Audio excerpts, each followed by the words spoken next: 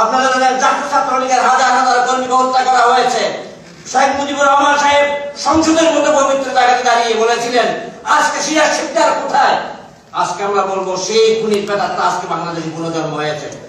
আজকে শেখ হাসিনার সরকার আজকে যাদের যুদ্ধ অপরাধী বলছে, আমি মুক্তিযোদ্ধা হিসেবে বলবো না কেউ যুদ্ধ অপরাধী নয়।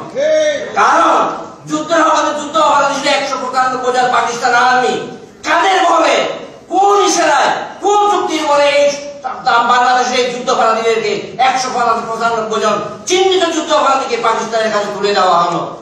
আজকে 40 বছর পরে একটি মীমাংসিত বিষয়কে, আজকে 40 বছর পরে স্বেচ্ছায় একটা বিষয়কে আজকে পুনর্জন্ম দিয়েছে। এই কারণে যারা জানে বাংলাদেশের জনগণ 70-80% লোক জনগণ ইসলামী বিশ্বাস করে। বাংলাদেশের জনগণ তৌহিদে বিশ্বাসী জনগণ।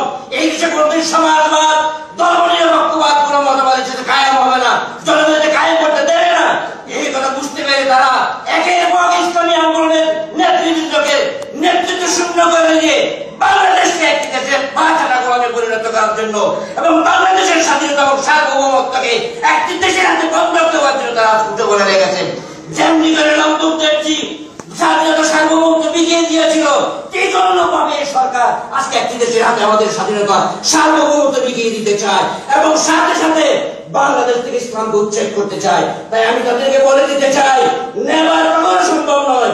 বাংলাদেশের জমিনের গভীরে ইসলাম গুরুত্বপূর্ণ রয়েছে, বাংলাদেশের গভীরে ইসলাম শিকড় গঠিত রয়েছে, বাংলাদেশের গভীরে বাংলাদেশের জনগণের ইসলাম প্রিয় জনগণ অত্যন্ত শক্ত এবং মজবুত ভাবে জমিনের উপর দাঁড়িয়েছে। তুমি হাজার চেষ্টা করলেও বাংলাদেশ থেকে তুমি ইসলামকে নিচ্ছিন্ন করতে পারবে না। বাংলাদেশের সমস্ত ইসলামী নেতৃত্বকে হত্যা করেও তুমি পারবে না বাংলাদেশ থেকে ইসলামে নিচ্ছিন্ন করতে। কারণ আমরা যারা মুক্তিযুদ্ধ করেছি তার মধ্যে 80% তোমার বিরুদ্ধে লড়াই করছে। যদি বিচার করতে হয় আমি শেখ হাসিনাকে বলবো প্রথমে তোমার বিয়ের বিচার করো। তুমি যারা আন্দোলনের সাথে তুমি সম্পর্ক করেছো তাদের বিচার করো, তারপরে বুঝতে পারবো আমরা তুমি সঠিকভাবে আজকে বিচার করেছো।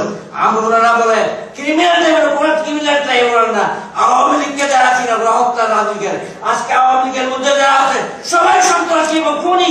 এই খুনিদেরকে মন্ত্রী বানানো হয়েছে, এরা অতিরিক্ত খুন করেছে। বর্তমানে আপনারা জানেন লগি বইটা দিয়ে দিনের দুপুরে দেখা রাত করে ইসলামী আন্দোলনের কর্মীদেরকে তারা হত্যা করেছে। আমরা সেই কথা বলে যাইনি। আমরা মুক্তিযুদ্ধ করেছি, দেশ স্বাধীন করেছি, শক্তিশালী অর্থনৈতিক নির্ভরশীল একটি স্বাধীন সার্বভৌম জাতি প্রতিষ্ঠা করার জন্য, কারো গোলামি করার জন্য, কারো অবদানিত হওয়ার জন্য, কারো পিছনে পিছনে হাঁটার জন্য আমরা স্বাধীনতা সংগ্রাম করি নেই। প্রিয় ভাই এবং বোনেরা, তাই আমি বলে দিতে চাই আজকে ইউনিভার্সিটি এখান থেকে আমরা যারা সিটিজেন হয়েছি বাংলাদেশের, আমরা মরে যাইনি। আমরা যতদিন চিন্তা থাকবো বাংলাদেশের তরুণী জনগণ চিন্তা থাকবে। তুমি হাজার চেষ্টা করে পারবে না, যেমন তোমার বাবা পারে নাই তুমিও পারবে না ইনশাআল্লাহ। আল্লাহ সুবহানাহু ওয়া তাআলা সে আয়াতকে আমি বলতে চাই, ইউরিদুনা লিইউতিউ নূরাল্লাহি বিআফওয়াহিহিম ওয়াল্লাহু মুতিম্মু নূরিহি ওয়ালাউ কারিহাল কাফিরুন। তুমি যেহেতু মুখের উৎকার দিয়ে দিনকে তুমি নিভিয়ে দিতে পারবে না, আল্লাহ সুবহানাহু ওয়া তাআলা দিনকে বিজয় করবে। যদিও তোমাদের যত যারা যত হোক না কেন, এক কাদের মোল্লা যাবে, লক্ষ কাদের মোল্লা জন্মগ্রহণ করবে রবীন্দ্র। আল্লাহ তাআলা বুঝিয়ে দিতে হবে। আল্লাহ তাআলা ইনশাআল্লাহ। আসসালামু আলাইকুম।